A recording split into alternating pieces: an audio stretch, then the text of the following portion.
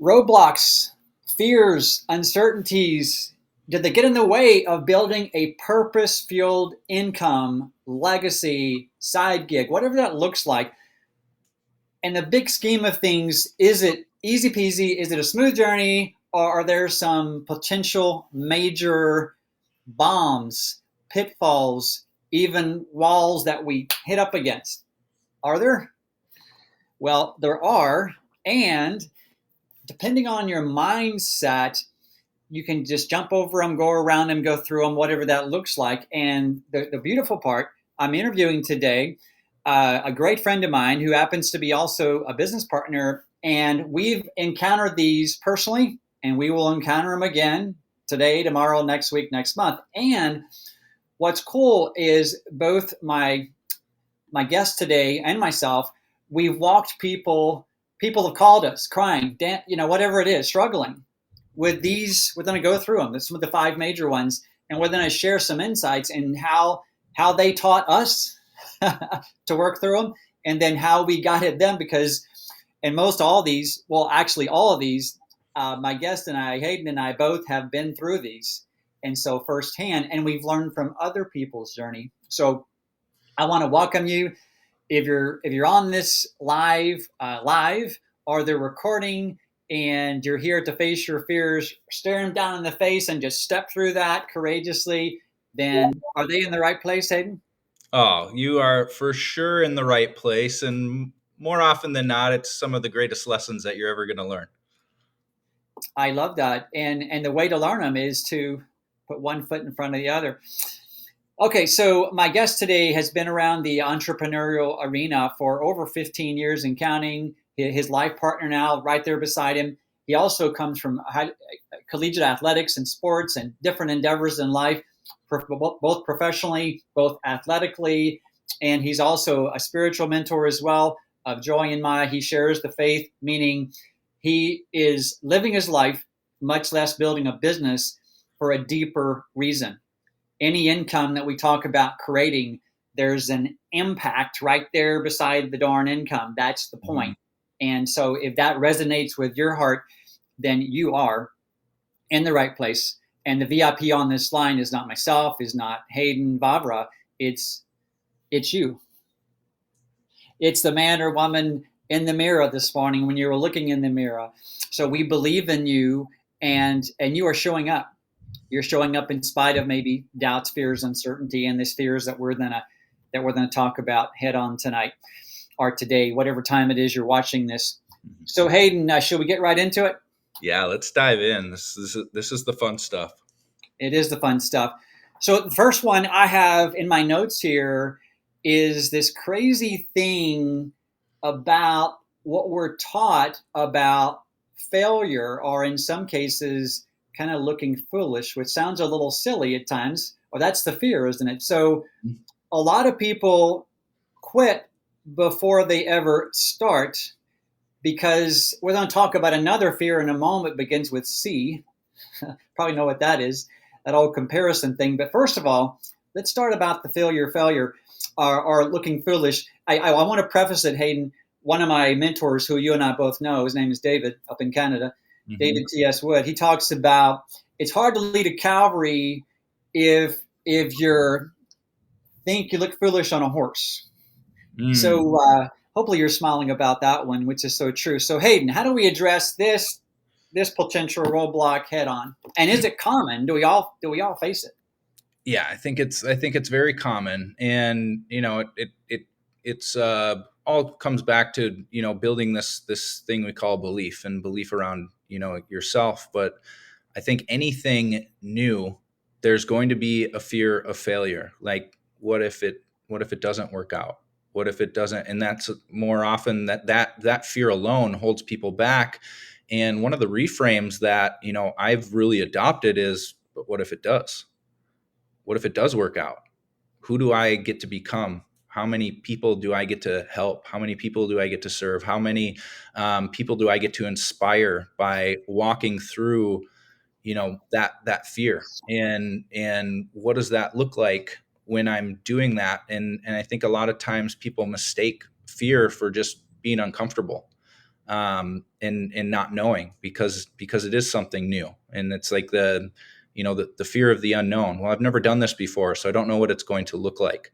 And just like you were saying, Robert, I mean, most of the time it's step by step. It's anytime, you're climbing a mountain. How do you do that? Well, step by step. You're not just going to go right from the bottom to the top. There's going to be roadblocks. There's going to be trees in the way. There might be an animal encounter. There might be a different terrain that we have to navigate. And we don't always get to see that when we're looking at, we have most people on here probably like, this is where I want to go, and this is my vision. And you can't see all the things in between. And on your way up, you run into these roadblocks, and it creates this fear mechanism that we all have, that fight or flight. And what I know to be true is every time we step into that fear, it's like a video game. We up level, we learn a new skill, we build more belief, we strengthen our bond that we have with our creator, we strengthen our bond that we have with team, we strengthen our bond that we have with people around us, because you're saying, no, regardless of the fear, I'm going to go through it, I'm going to go around it, I'm going to go whatever, but I'm going to keep moving and taking that step by step. And I see a lot of people just stop in the face of fear because it's unknown. And more often more often than not, we know that stepping on that other side of the fear, you look back and you go, you know what, that really wasn't that bad. Remember when I used to be scared of having conversation? Remember when I used to be scared of getting on the screen? Remember when I, used to, be scared of this cell phone device, and now I can't go anywhere without it? Like, we look back on all these fears that we used to have, and then we say, well, you know what? Actually, that wasn't really that big of a deal. And the biggest fear that we have is because we're not doing anything, is because we're not moving forward. But once you slowly start to step into that and take it chunk by chunk, it becomes pretty simple. Yeah, it really does, doesn't it, Hayden? I know you've been very successful in a number of endeavors in your life, and I'm assuming every one of those endeavors which you achieved excellence at, there was points in there, multiple points, where you were guessing yourself, doubts, uncertainties. Don't you feel, Hayden, too, that I know you touched on this, that because you kept facing them and stepping through them, you were able to spend less and less and less time in that lack or scarcity place, that fearful self. We still have them, yes, you and Yeah. I both, Yep. but we're spending less time in them. Right. Right. You know how to flip the switch a little bit faster every single time. If I look at, let's say when I started weightlifting, like putting 135 pounds on the bench when I started was scary. Didn't know if that was going to happen. And then all of a sudden, year goes by, however much time goes by, and like that becomes a warm up. So then that fear becomes a warm up to get ready for the next thing, to Yeah. get ready to build that muscle and to keep going. And it's so much like that, just in life and specifically in business. And anytime you go into entrepreneurship and in business, it's you're facing yourself. You're looking in the mirror every single day and becoming a better version if you so choose to. And that is a constant, daily, hour by hour, minute by minute choice. One of my books that I'm studying right now with a team, we do a book club, is The Lost Choice. And the lost choice is choosing to act, choosing to step into your God. And the way my mind works, your God-given power and light, whatever that looks like. The small things or the big things compounded over time. So, Hayden, another big one, and you and I see this a lot, especially in the entrepreneurial arena. It's the whole potential solid mountain of analysis paralysis. People get stuck waiting for the perfect time, the perfect plan, the perfect strategy. Where in reality, and here's what's cool. It's downstairs. I have a little plaque that my honey and my team bought it for me. It says "Perfectly Imperfect Together." Could you just talk about this one? Do you yourself still maybe spend a little time or sometimes in analysis paralysis? I know we all do. Oh, big time. And I don't know if it's the conditioning that we grow up with, going to school, feeling like, oh, I got to know all these things before I can, take the test, or I got to know all these things before I can advance to the next space, or I got to, whatever it is. And really, it's in the doing, in the action. Um, that we really learn, that we can step through that and become better and better and better. But when you look at, and we almost bring it back to take it chunk by chunk, step by step. But when you look at the whole overall arching thing, or you get into, I think we'll probably talk about this too, but the C word, and you say, well, that person's doing this and this person's doing, and you're comparing, day one to day, or year 3 or year 4 or 15, whatever it may be. Yeah. And you get caught in, well, how did that go? How did they do that? And it was conversation by conversation. It was step by step. It was call by call. It was message by message. It was, you know, relationship by relationship. And slowly over time, those little things, begin to stack up. And, I think that this is a even bigger one now, more so than ever, because we have all of the information available to us in the click of a button. And you can go and research as much as you want to, and you can find good things and you can find bad things, and you can find roadblocks, you can find the easy way, and you can find all of these different methods and information, and then you have to cipher through, is that true, is that not true? And all of what we have here, there's like so much, there's so many things that people could be doing, there's so many things that we could be learning, there's so many activities that we can get caught up in. But it's really, bringing it down and focusing on what is truly important, to make that next step, to move forward just a little bit, and then move forward just a little bit the next day, and a little bit the next day, and set that compounding effect of 1% better every single day. You don't have to go 1%, go 0.3% better every day, and you're going to be over 100% better. And it's like by that time next year. And so, analysis by paralysis, I don't know exactly where it comes from, but it's one of the biggest roadblocks that people will come across, because everything is available, information is available, if you are willing to take action on that information. Yeah. Again, as you said several times in your comment, there is that there is so darn much, and we can easily step into that place of just overwhelm. And you said it can weigh us down, or it can enlighten us when we take a segment of that. So thank you, Hayden. Man, another one of the big ones before we get into the big hairy C one. We keep bringing it up. Hope maybe we're building a little emphasis around that, but to me, it's one of the bigger ones. Before we go there, another one, which is, I would think, one of the biggest landmines that blows people literally out of anything with sales and marketing, and it's the fear of the R word, which is the fear of rejection. What in the heck will people think? Well, once we realize that in most cases they're thinking about their own stuff 98% of the time versus our stuff, hopefully it's kind of an epiphany.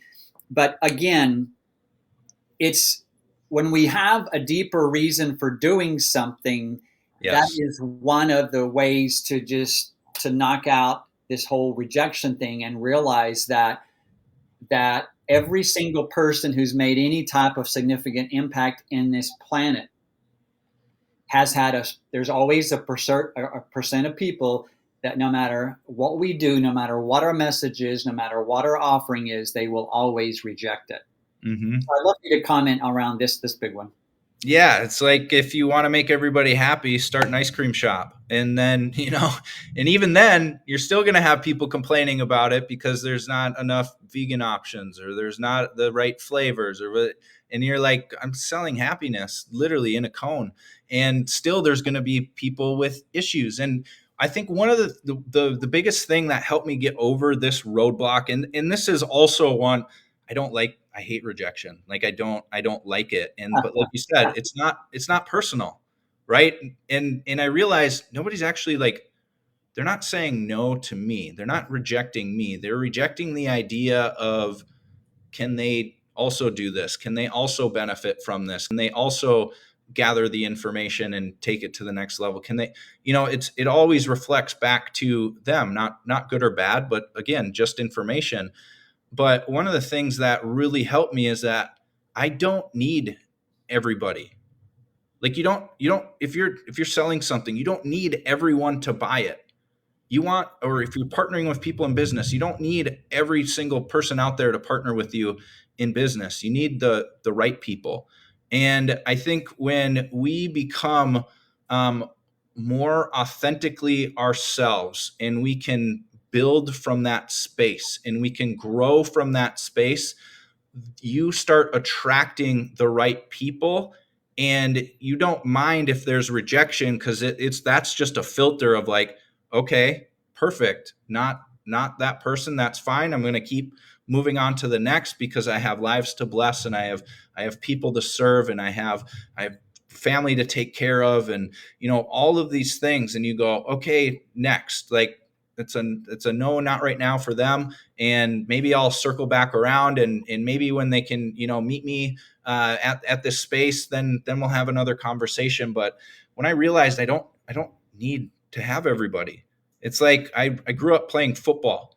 It's like not everybody can play quarterback. You need offensive linemen, you need receivers, you need running backs, you need tight end, you need a defense. Not everybody on offense can play defense. Not everybody on defense can play offense. And so everybody has their different strengths. And so you're not always just looking for, I want a team of quarterbacks. Your team is going to stink. Okay, you want the right people that are willing to work together, that are willing to say, I own who I am, and that's good enough. And I'm gonna, work together in this community and work together in this team, and that's gonna be fine. And the people that say no, great. You can watch in the stands, you can watch on the sidelines, you can grab some pom poms and cheer, or you can be on the opponent's side and cheer against. I don't really care, but here's what I'm doing. Here's what I'm building. You are welcome to come with. And I think that was one of the things that really still consistently helps me get over that big R word of rejection, and knowing that, okay, that's totally fine. It's not it. That's a filter. Thank you for allowing that to happen, so I can move forward faster with the right people for the right people. Yeah, I love that, Hayden. You so eloquently reminded us all that it's a matter of, you know, uh, wrong shoe, wrong fit. So Mhm. again, if the shoe fits, then that they put it on and run with us, and it doesn't, we move on and bless them, and we support their decision. That's the other thing. Just like you, is you also love and support them. The only time my honeybee, who's my wife Joy, ever threw anything at me in our married life, she happened twice in like a 5 minute window, is because I And it was, it pours. yeah, we were just building our entrepreneurial journey. She had the job that was enabling my entrepreneurial self to build our team, and I found myself be looking back. I will say it. I was devaluing, or not belittling, but I was belittling. I didn't have enough maturity to realize until I uplifted my honey and what she was bringing into the family household income. I didn't have any right whatsoever to even do any kind of value proposition around her job, which was the traditional 9 to 5 job, and she was very good at it.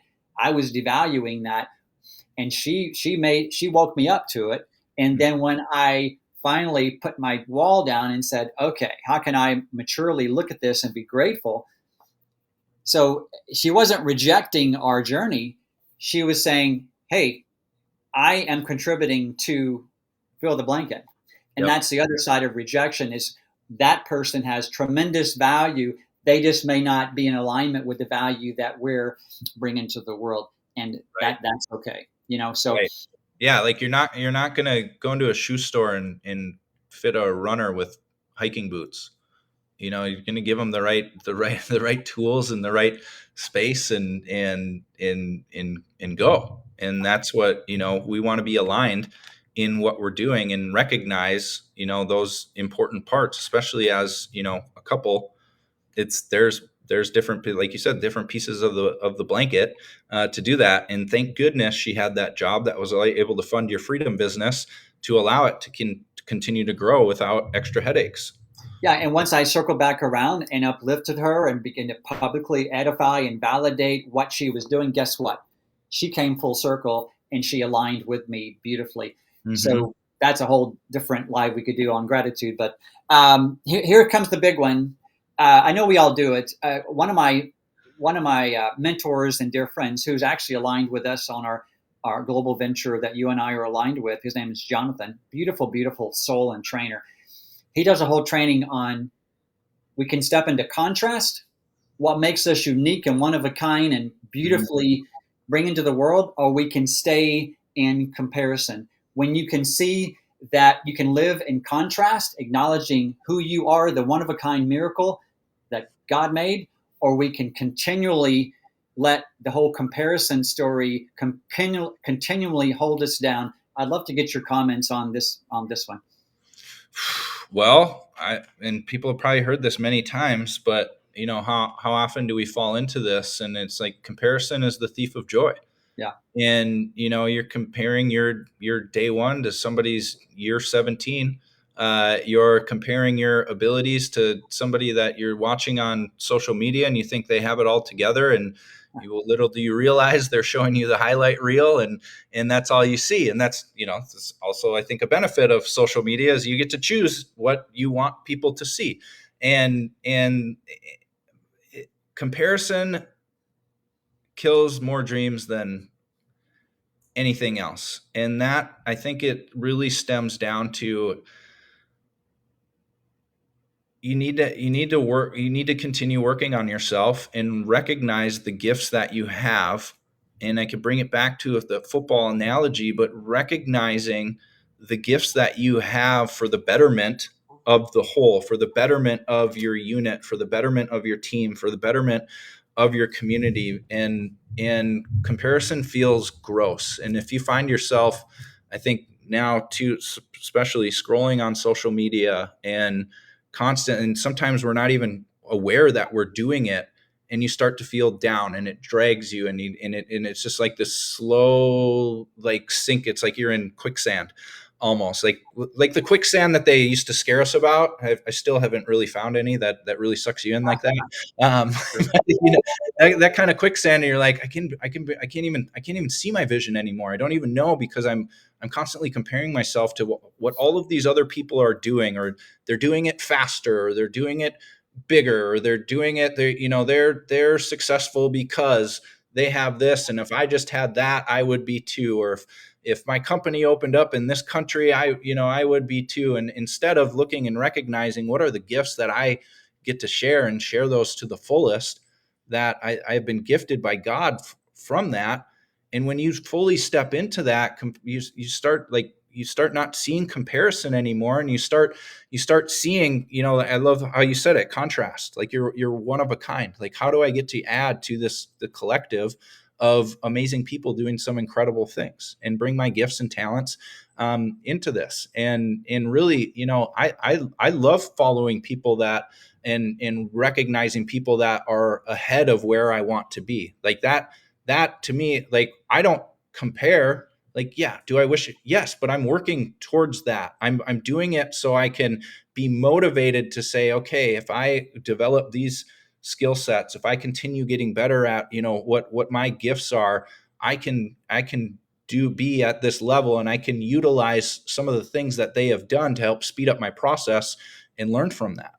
And so I think there's that healthy side of it too, when we are grounded in who we are, and the gifts that we have. And if you don't feel like you are right now, spend more time doing that than looking at what everybody else is doing, because nobody else is paying your bills for you. Nobody else is, filling the emptiness that's, going on inside. Nobody else is going to do the work for you. Like, we get to do that work. And if you find yourself constantly in that funnel, like, turn it off, delete the app. Like, it's not serving you, and go to work on what the gifts are that you get to bring to the table. Oh, I love it. Go to work on what the gifts are that we have the opportunity, that we get to bring to the table. I love that. Continually choose that, and Yeah, thank you, Hayden, for that reminder. Because it is true, we have a unique set of gifts and talents that were poured into us through, in our belief, through our spiritual DNA, but also through life experience. So, yeah, beautiful, beautiful stuff. And as you said, comparison is the thief of joy, and where contrast is maybe the fuel that can liberate us from that doubt, fear, and uncertainty. So, and last but not least, the last one I want to talk about, and when you hear this one, you might think, "Oh yeah, right, okay, I knew that." And sometimes the simplest epiphanies are what we need the most. Mm-hmm. And I'll just go here. Number 5 on my list to cover with you, Hayden, today was this one: lack of the other C word, the C muscle, lack of consistency. Okay. There's a reason at 61 now that I'm able to have a healthy and fit body. There's a reason you're fit as well. There's a reason we are building and attracting leaders and developing them, because here we are. We didn't have to be on this live today. Right. We're consistently doing what we desired to do as leaders, and to serve. We're serving others by imparting some of these things that we know to be true. So I'd love for you to comment on this one. This is consistency is going to help you get through comparison as well. And taking small daily consistent actions are going to massively compound over time.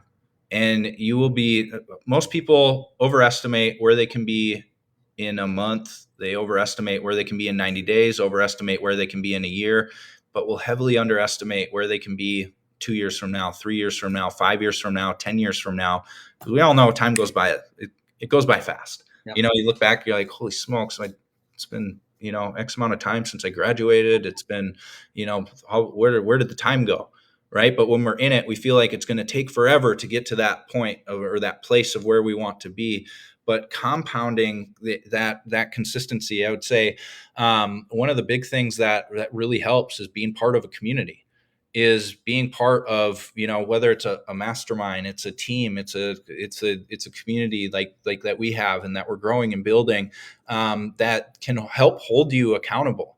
Accountability will create consistency, and it's not taking massive leaps. It's, again, 1% better, step by step, every single day, doing just a little bit. John Maxwell has taught me so much on this topic. Every day I write, every day I read, every day I pour greatness into people.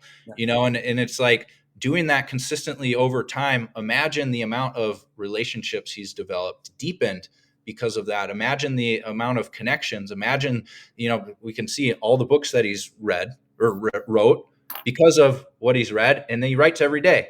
Okay, well, of course, over 40, 50, 60 years, you're going to have a lot of information to be able to share.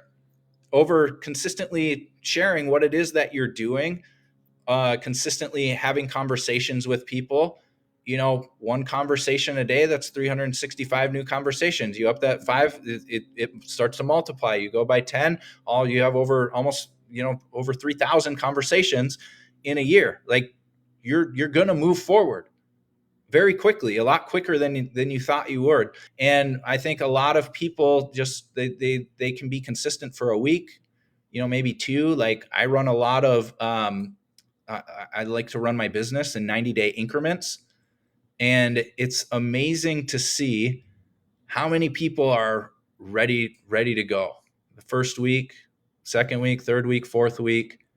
And then you have about 50%, 50% of the people Yeah. drop Yeah. off into that, just second layer of this 90-day game plan, or this 90-day plan that we're implementing. And then all of a sudden, at the end of, 60 days, you have just a handful of people that are like, oh my gosh, can I do this? We could do anything for 90 days. You can do anything for 90 days if you set your mind to it. And most people will stop after 2 weeks to a month, because they think it's hard or it's difficult or whatever excuses that we want to make. But this is lack of consistency is a killer. The ones that are consistent are the ones that win. and the ones that see their vision and their goals to fruition. And so I think one of the big thing to help you with consistency is, number one, be a part of a community, be a part of a group that can hold you accountable, like-minded people, maybe going after some of the similar goals. Second thing is write it down. Every single day, write it down. I like to go by the Power Five, and I learned this from Andy Frisella and 75 Hard, and he's got that program. It's really good. I don't love all of his language, but I think he uses it in the right context a lot of times. But he said the Power Five. Like, if I can get these 5 things done every single day, I can't choose those for you. You get to choose it. This isn't like, okay, if you haven't worked out, maybe putting a workout on there. But if you're already working out, this is stuff like that is going to help move the needle forward, that is not already a part of your routine. And you check those 5 things off, you can stop there and know that I have been consistent. I have moved it forward. Or it's going to be a catalyst to helping you maybe have another conversation, produce a little bit more, maybe take a little bit more time off, or whatever it is. But if you knock off those 5 important things every single day and start compounding that, game over. And you do it until it becomes a habit. No, I love that. It's that consistency. One of my mentors talks about the chain gang, if you will, like physically, like what I did in some endeavors, so many different pushes we do with the team. I bought these little carabiners, not the real, but they're not the Just climbing little, kind. Yeah, just little one that just for like keys and stuff. Yeah, exactly. And each day commit to a certain, whether it's a certain number of contacts, whether it's reading, whether it's following up, and you just build the chain.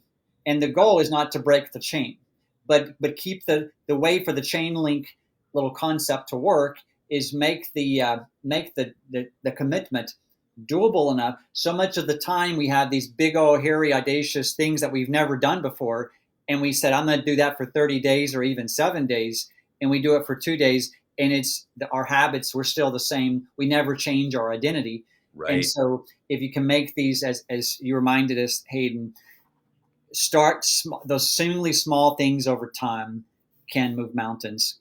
Mm-hmm. And I just want to, one of my favorite scriptures from Galatians, it says, let us not grow weary in doing good. Yes. Meaning, when we do good, it's that law of reciprocity kicking into effect. And it's a law. It's not a guesswork or theory or whatever.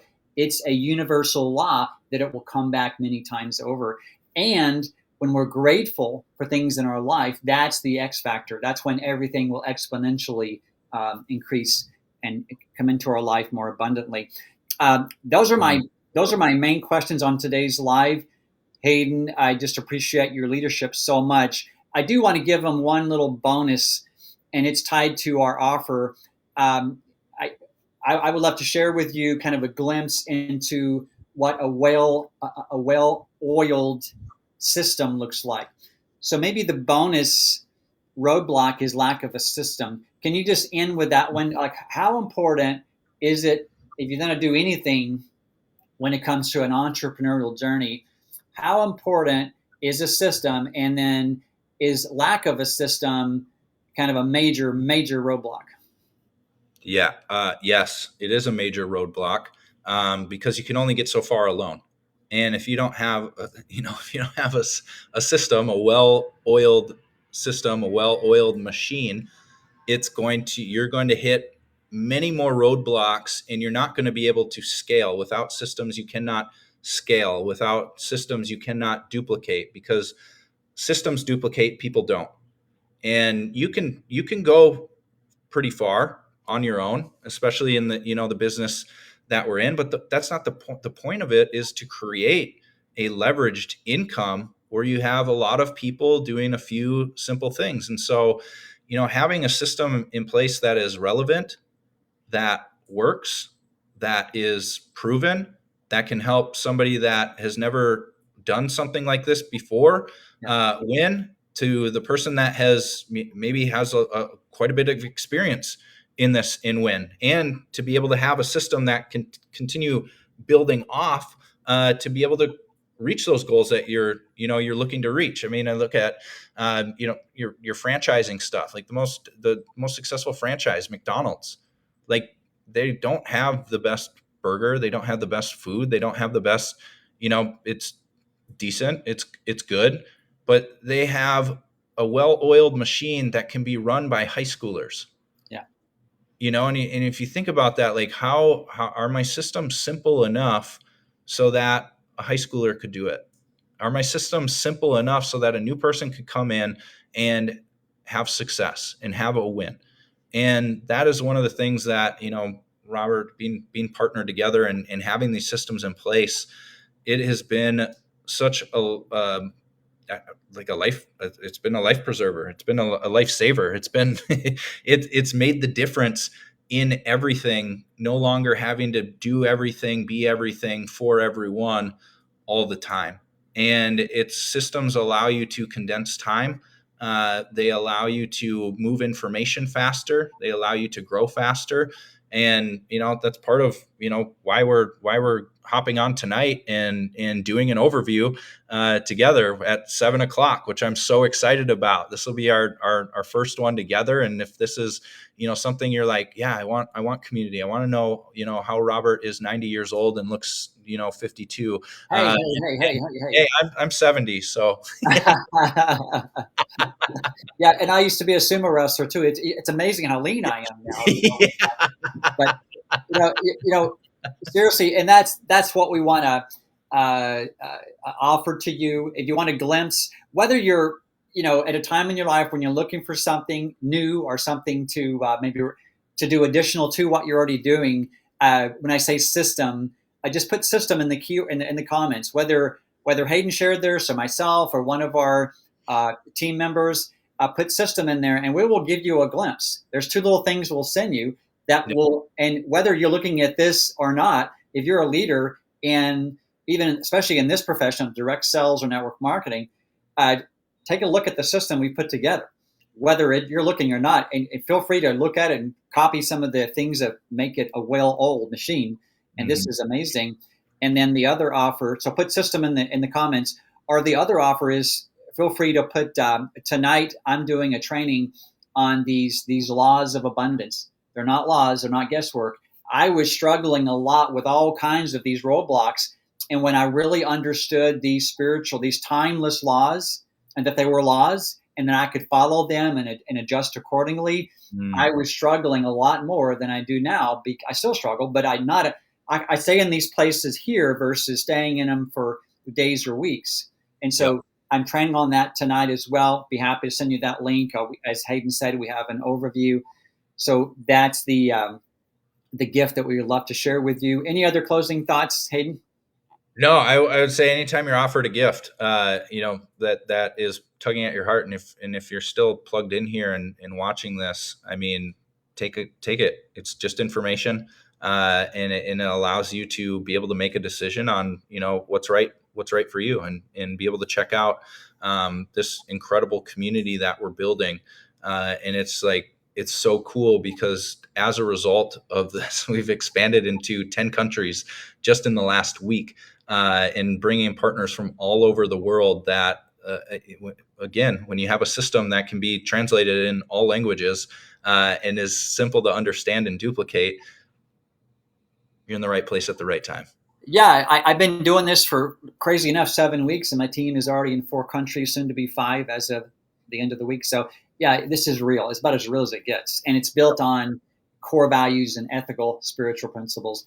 Hayden, love and light to you, and Gigi. I will see you shortly. We're going to end the broadcast. If you're on this and still on this, we applaud you for stepping up and showing up. Take care. Have a great day.